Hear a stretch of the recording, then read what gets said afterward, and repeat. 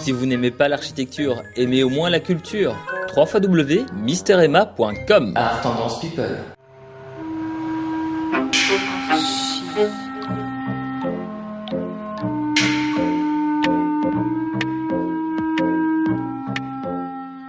Bonjour et bienvenue dans Archi Urbain, l'émission qui vous parle d'architecture et d'urbanisme à Bruxelles. Je suis à nouveau en compagnie de Daniel Lénart. Bonjour Daniel. Bonjour. Tu vas bien? Toujours bien. Toujours bien. Il a arrêté de pleuvoir par rapport à la précédente émission. Nous avons changé de décor. Nous sommes à la colonne du Congrès. La colonne du Congrès, c'est la chose fort haute que vous voyez juste derrière nous. On s'est mis ici parce qu'il faisait un peu plus calme. Il y a un peu plus de vent et nous sommes dans la 4e dimension ici. Hein. Ça y ressemble en effet. Moi alors, tu as écrit un livre qui est paru aux éditions CFC Éditions qui s'appelle L'image de la ville. Est-ce que Non, on peut voir le bouquin. On peut même voir le bouquin. On peut même voir le bouquin, allez. Et sous-titré quand même, Bruxelles et ses photographes des années 1850 à nos jours. Je pense que le sous-titre est éclairant par rapport au projet, au contenu de cette publication. On était aussi un peu dans le désert, hein, là. Effectivement, mais là c'est un désert du côté de Tour et Taxi.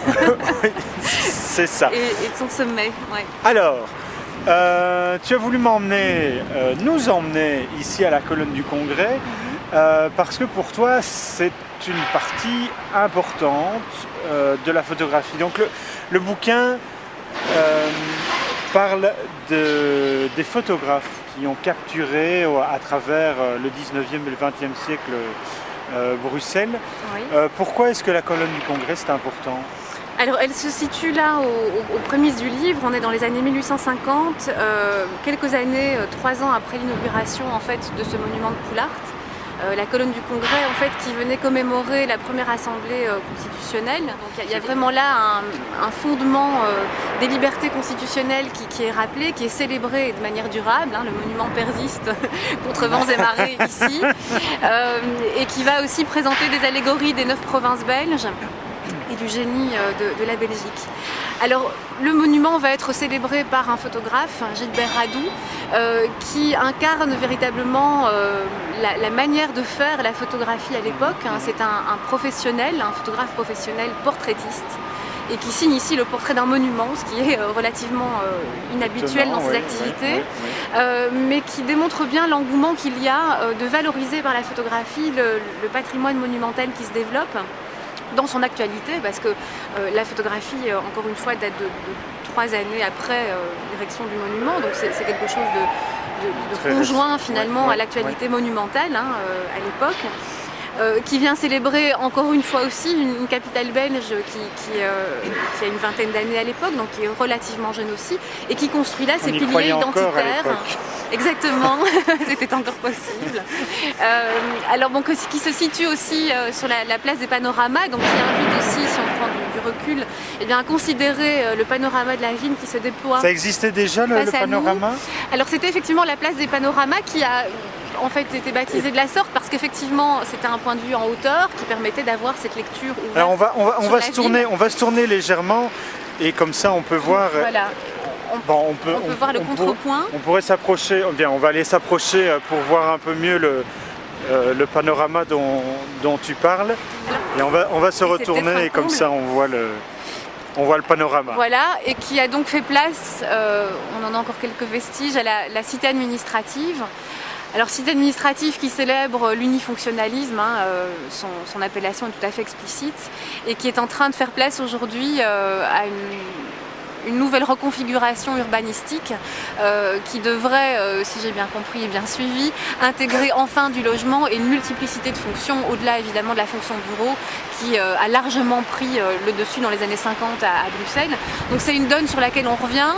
Avant de parler de la cité administrative, revenons un peu à cette colonne du Congrès qui s'érige devant nous, parce que je pense que le photographe a fait 17 clichés de la colonne, ce qui pose certaines questions sur justement la photographie, ce qu'elle peut dévoiler d'un monument en tout cas.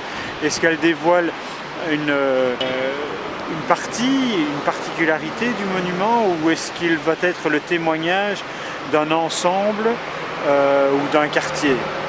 Alors là, le propos du photographe était vraiment de se centrer sur le monument en tant que tel. Donc il va essayer de donner la vue la plus complète possible, ou les vues les plus complètes possibles, puisque c'est un ensemble de 17 clichés qui va être produit, et qui donne à la fois des vues d'ensemble de la colonne, mais aussi des détails sur les différents éléments architecturaux, et ce qui vient mettre un petit peu en abîme la prise de vue et le cadrage photographique, qui nécessairement est limité. Il découpe vraiment une portion d'espace et de temps dans une image qui va se figer, et que pour combler finalement cette découpe photographique parcellaire, il va alterner vue d'ensemble et détails rapprochés. C'est ça. Et donc il y a véritablement là une volonté presque d'exhaustivité de la vision, de vision qui soit la plus complète, la mieux informée possible par la photographie. Et c'est souvent une manière de faire qu'on va constater d'ailleurs dans l'architecture. Dans la photographie d'architecture et de monuments, c'est effectivement l'alternance entre la vision d'ensemble, plus urbanistique, et la vision en détail qui permet aussi de souligner la finesse architecturale, sculpturale des monuments et des lieux et des sites. Et donc la photographie peut répondre à cela en multipliant finalement le nombre de prises de vue. À un moment où il faut le rappeler, le cinéma n'est pas encore là pour permettre justement cette fluidité de la vision et cette manière de pouvoir enrober finalement des monuments qui se développent dans les 3 dimensions. Alors, photographier Bruxelles, c'est également photographier plein de choses. On peut photographier les bâtiments en détail ou en large, mais on peut photographier les gens aussi. Exactement, ouais. Parce que dans ton bouquin, on voit également pas mal de photographies où on voit les habitants, leur intérieur, et on peut ainsi voir l'évolution de comment on vivait, de comment on s'habillait, et de qui habitait également la ville à l'époque. Exactement. Ouais. On s'est un peu déplacé sur cette magnifique esplanade. On a derrière nous ce qui devrait devenir des logements. Je trouve que c'est intéressant de voir l'évolution justement par la photographie d'une ville.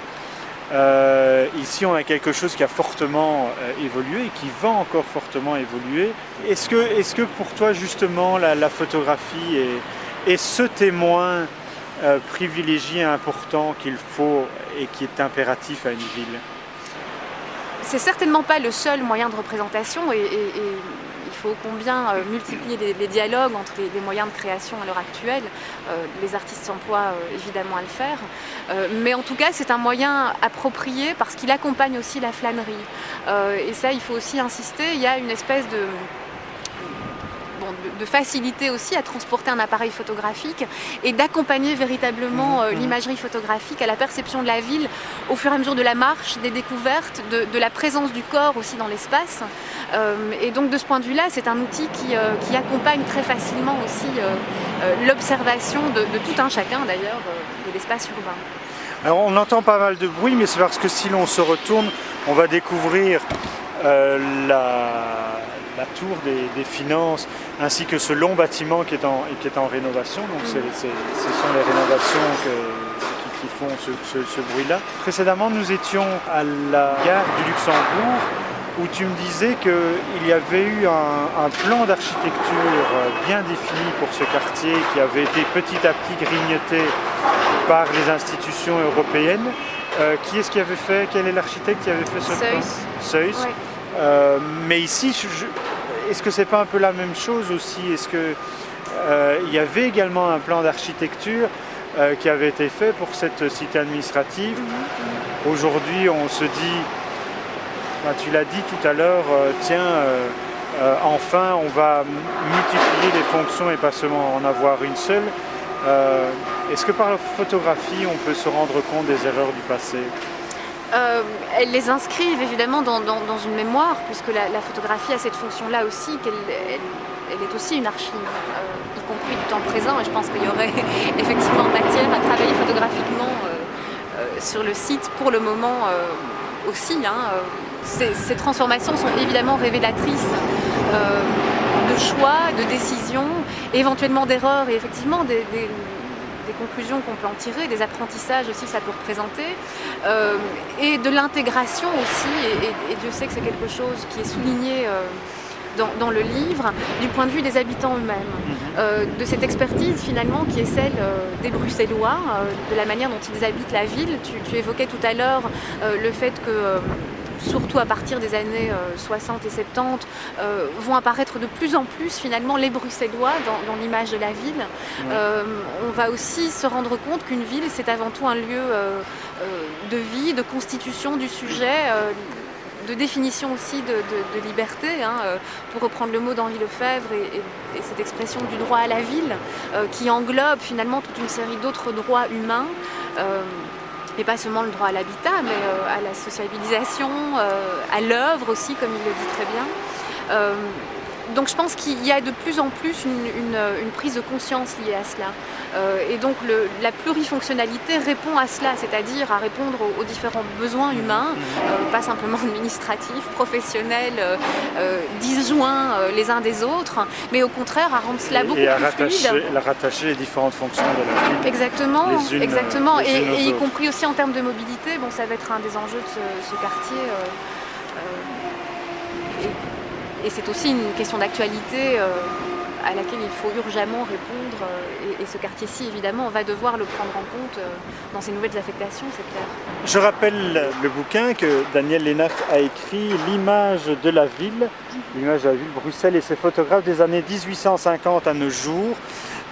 C'est un livre sur les photographes et la photographie de Bruxelles, paru aux éditions CFC Éditions. Daniel, je te remercie pour ces nombreuses explications. Merci à toi. On se retrouvera peut-être pour un autre bouquin ou pour d'autres aventures. Si tu as d'autres choses à m'expliquer sur Bruxelles, je suis tout à fait preneur. En attendant, vous pouvez voir et revoir cette émission sur www.archiurbain.be. Daniel, je te remercie. On va aller se réchauffer. Bonne idée.